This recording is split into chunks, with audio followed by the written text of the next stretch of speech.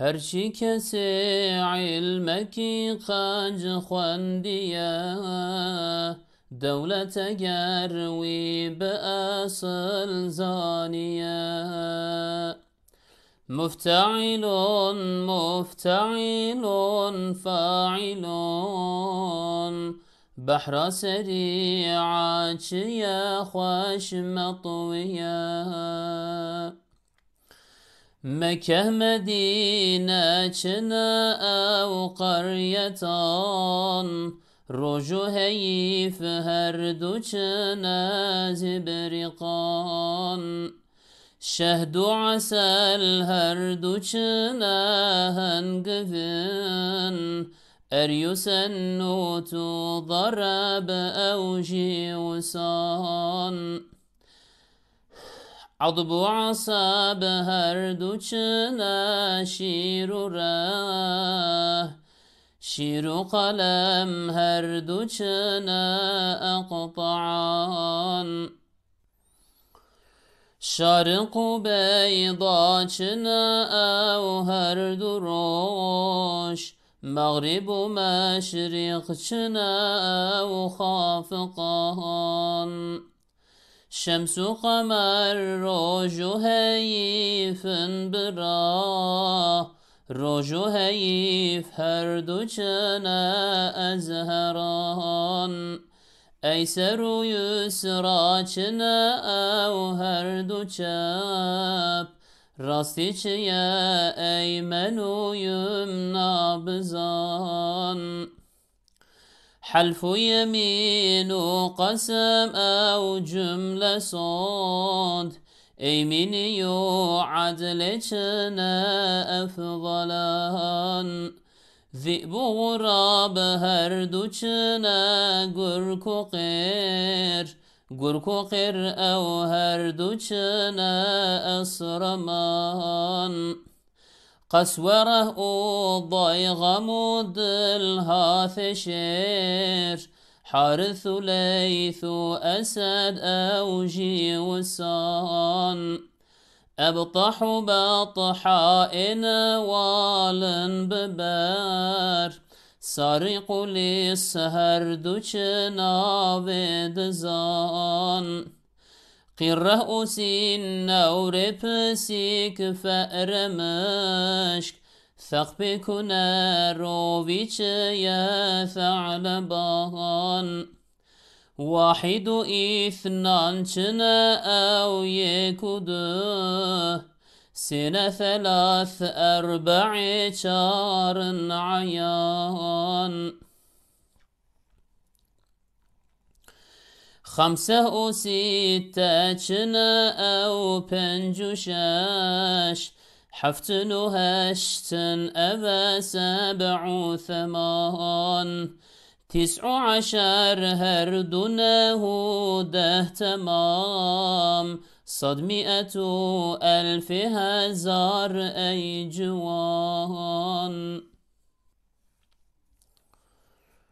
بسم الله الرحمن الرحيم الحمد لله رب العالمين وأفضل الصلاة وأتم التسليم على سيدنا محمد وعلى آله وصحبه أجمعين اللهم أخرجنا من ظلمات الوهم وأكرمنا بنور الفهم وافتح علينا بمعرفة العلم وسهل أخلاقنا بالحلم واجعلنا ممن يستمعون القول فيتبعون أحسنه. Değerli kardeşlerim, sizleri Allah'ın selamıyla selamlıyorum. Bugün Rabbimizin izniyle Nubahara Puçukan eserimizin 11. konusunu işleyeceğiz. Ve Ahmed-i Khane Rahimahullah'ın yine bir tavsiyesiyle bu konuya başlıyoruz. Herçi kesi ilmeki qanc xwandiye devlete gerwi be asıl zaniye. Herçi kesi, her kim ki ilmeki qanc güzel bir ilim, faydalı bir ilim, yararlı bir ilim xwandiye okumuş ise devlete, bu onun için devlettir. Büyük bir hazinedir, büyük bir servettir. Gervi be asıl zaniye, eğer onu köklü bir şekilde öğrenmiş ise. Yani yarım yamalak değil de okumuş olduğu ilmi köklü bir şekilde tam tamına okumuş, öğrenmiş ise bu onun için büyük bir hazine, büyük bir servettir diyor Ahmed Khani. Müftailun, müftailun, failun, bu konunun ritmik kalıbıdır. Bahra seri'a, çiye, hoş matviye. İşte bu da o ritmik kalıbın o çeşidinin ismidir. Çiye, matviye, çiye, hoş sözcükleri de arada o kafiyeyi tamamlamak için kullandığı kelime. Çiye yani nedir? Hoş, güzeldir yani bu kalıp demek istiyor. Ve sözlük kısmına giriyoruz. Mekke, Medine demiş. Tabi bunları şöyle Kürtçe olarak öne almış. Daha doğrusu sadece Kürtçe demeye gerek yok. Mekke, Medine zaten bütün dillerde aynıdır. Mekke, Medine Türkçe'de de aynı şekilde. Arapçada da var bunlar zaten. Çine demiş. Bu ikisi nedir? Ev yani bu kariyetan. Kariyetan kelimesiyle ifade ediliyor Arapçada. Demek ki Arapçada kariyetan dendiği vakit bunun karşılığında neyi anlayacağız? İşte Mekke, Medine. Yani Mekke, Medine'yi Kürtçe almış. Kariyetanı da Arapçada almış. Bunun Türkçesi nedir? İki köy. Aslında iki köy dendiği vakit Kur'an-ı Kerim'de daha çok bu kariyetan ifadesiyle Mekke ile Taif kastedilmiş. Ama burada Ahmed Khani kariyetan kavramıyla Mekke ile Medine'yi ifade etmiştir ve devam ediyoruz. Roju Şev Roju Heyif. Roju Heyif Kürtçeyi burada öne almış. Roj Kürtçe bir kelime. Heyif Kürtçe bir kelime. Her duçene bu ikisi nedir demiş. Cevap vermiş zibrikan. Zibrikandır. Zibrikan kelimesiyle ikisini ifade etmiş. Roj dediğimiz gibi güneştir. Heyif de aydır. Evet yani bunların Türkçesi nedir? Güneş ile ay. Kürtçe roj, heyif. Arapça ifadesi yani Arapçaya ikisine bir ifade kullanmış. Ona da zibrikan demiş. Yani zibrikan kelimesinde belki şöyle kırmızı manasında alınabilir ya da sarı manayı ifade eden bir kelimedir. Ve bu kelime Arapçada iki manayı karşıt iki kelimeyi ifade ediyor. Nedir bu? Güneş ile ay. Dolayısıyla bu güneş ile ay Kürtçe'de roju heyif, Türkçe'de güneş ay, Arapçası da zibrikan kavramıyla ifade ediliyor. Devam ediyoruz. Şehdu asel kardeşlerim burada Arapça yönü almış olması gerektiği gibi. Şehdu asel ikisi de Arapça. Her duçine ikisi ne demiş? Hengivin ikisi de baldır. Şehdu asel bal. Hengiv bunun Kürtçesi. Arapçaları şehdu asel, Türkçeleri de bal. Eryü sennutu darab. Bakınız eri yine bir Arapça kelime. Sennut hakeza, darab hakeza. Evji bunlar da demiş vısan öyledirler. Yani önceki kelimeler gibidirler. Yani bunlar da hingiv manasına gelirler. Dolayısıyla bunların Kürtçeleri yine hingiv, Türkçe ifadeyle bal diyoruz. Kaç kelime saydı? 5 kelime saydı. Şehd, asel, eri, sennut ve darab kelimelerine hingiv dedi. Türkçe bal. Adbu Arapça bir kelime. Asab Arapça kelime. Her duçene ikisi nedir demiş. Kürtçesini verecek şimdi. Şiru rah. Şiir Kürtçe neyin karşıtıdır bu? Adıb kelimesinin karşıtı yani kılıç. Aslında biz Kürtçe'de şiir demiyoruz da şur diyoruz. Daha çok bizim bildiğimiz en azından meşhur şurdur. Ama Ahmed Khani belki o yörede şiir dendiği için o hep şiir kullanmış. Kılıcın Kürtçesine şiir demiş.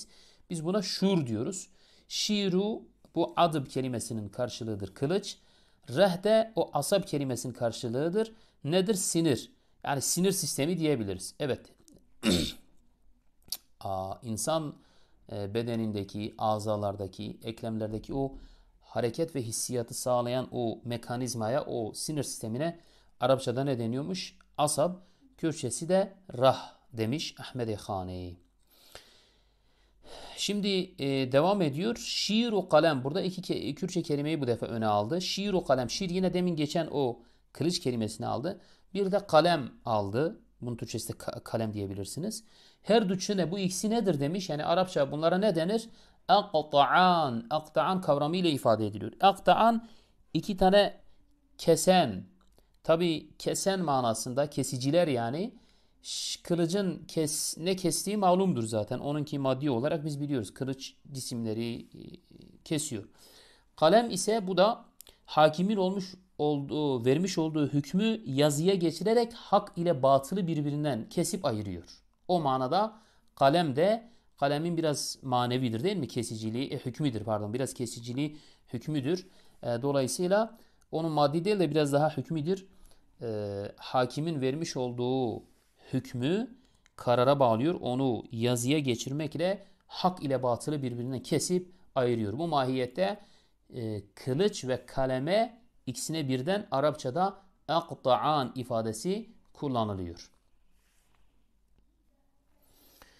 Şariku beyda, tabi burada Arapçaları yine öne almış. Şarik doğan anlamında aslında bir kelime. Beyda işte beyazlık, aydınlık manasında bir kelime. Çine demiş, bu ikisi nedir demiş. Ev yani bunlar herdu, ikisi de roj, ikisi de gün, daha doğrusu güneş diyelim. Hani güneşe gün de deniyor biliyorsunuz.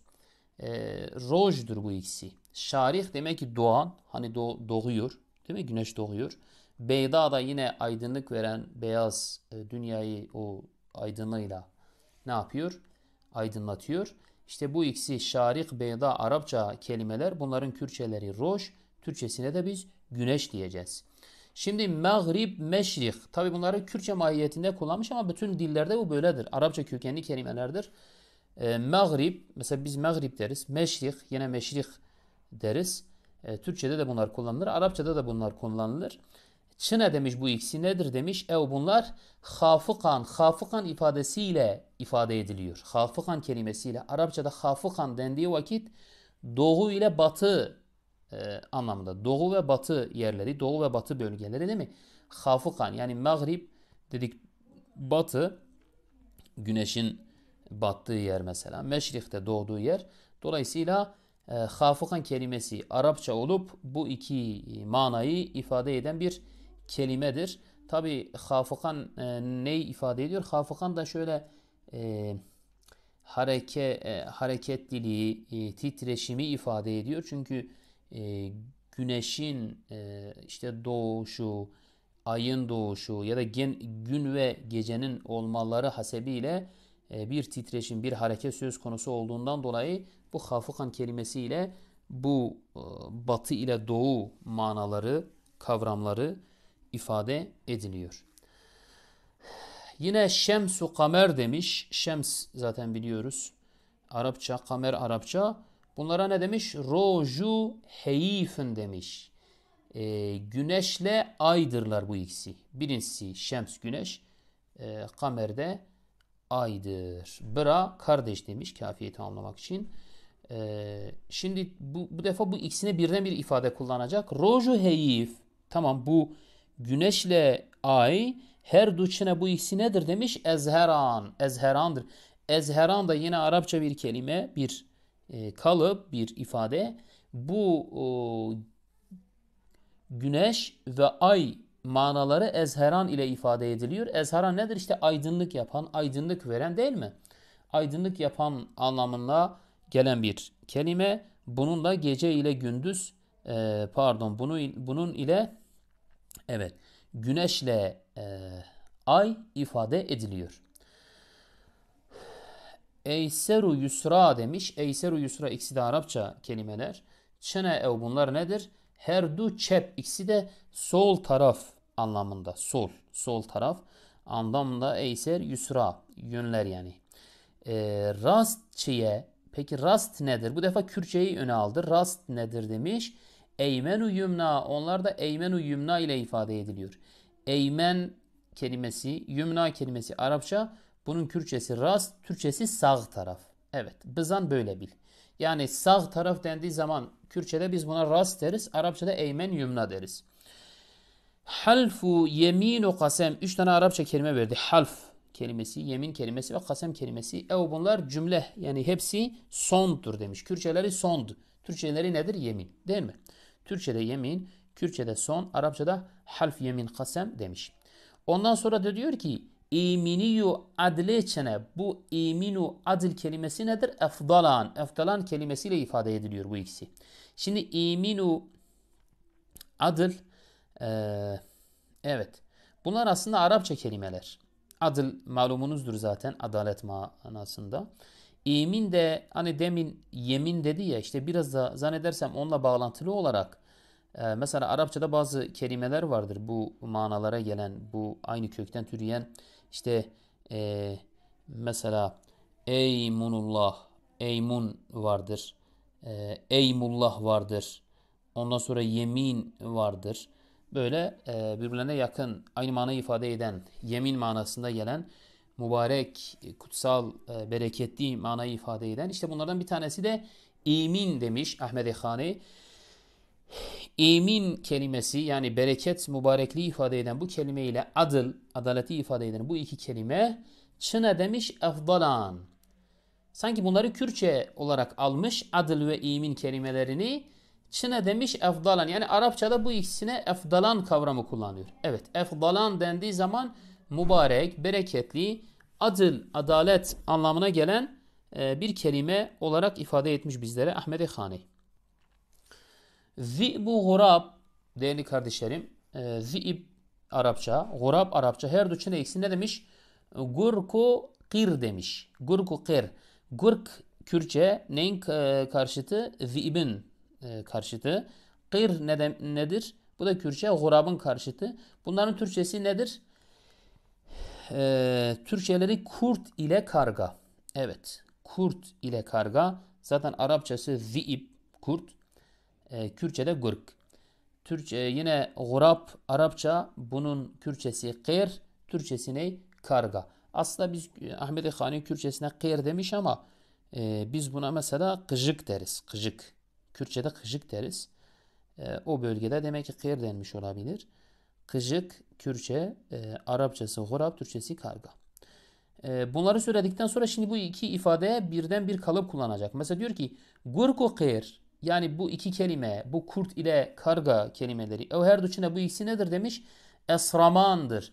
Esraman yine kesiciler manasında, kesici olan iki şey anlamında bir kelime esraman.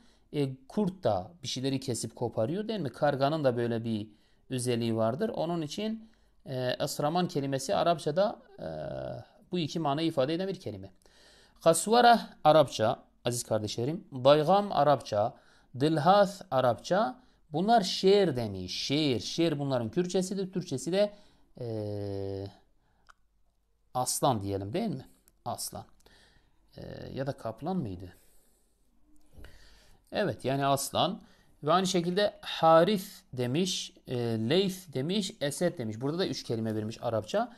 Evji, onlar da Vusan, diğerleri gibidir. Yani Kasvereh 1, Daygam 2, Dilhath 3, Harith 4, Leyth 5, Esed 6. 6 tane kelime Arapça veriyor. Bunların karşılığında Kürtçe şer diyor. İşte Türkçe'de de aslan olarak ifade ediliyor. Ebtah Arapça bir kelime. Betha Arapça bir kelime. Bunların Kürtçesi ne demiş? Nevalin biber. Nevalin biber. Yani taşlı, kayalı dereler anlamında. Evet. Dere Türkçesine diyeceğiz. Değil mi? Kürtçesi nevalin biber. Arapçası ebtah. Betha demiş. Evet. Taşlık, kayalık derelere biz ne deriz? Kürtçe'de demek ki nevalin biber deriz. Bunun Arapçası da ebtahu betha diyoruz. Sarik yine Arapça bir kelime. Lis yine Arapça bir kelime. Her üçüne ikisi ne demiş? Nave dizan, hırsızların adı demiş. Evet, hırsızlara, hırsız kişiye mesela sarik denir, lis denir. Arapça böyle, Kürtçe dız. Dızan tabi biraz çoğul oluyor. Dızan. Yani hırsızların adı demiş. Dız deriz buna. Hirrah Arapça, sinnevr yine Arapça. Ne demiş? Pısik demiş. Pısik Kürtçe, Türkçesi ne? Kedi. Evet, kediye Arapçada hirre ya da sinnevr. Hirre daha çok yaygın ama sinnevr da deniyor. Fe'reh, fareh demiş de fareh değil de fe'reh aslında. Arapçada, Türkçe'de fare yani. Mış Kürtçe, bunun Türkçesi de fare. Thakb Arapça, kune Kürtçe, bunun Türkçesi ne? Delik. Rovi Arapça, çiye demiş. Nedir? Pardon, Arapça diyorum. Burada Kürtçe yönü almış. Rovi Kürtçe, çiye ne demiş bu? Rovi nedir? Fe'aleban demiş. Bunun Türkçesi ne? Tilki değil mi? Evet, tilki. Vahid Arapça, ithnan Arapça, çine ne demiş? Kürtçesi ev, bunlar yekudo. 1 ile 2 yani, ha. Yekudo 1 ile 2. Sene Kürtçe, thelath Arapça, erba pardon, sene Kürtçe, thelath, evet Arapça.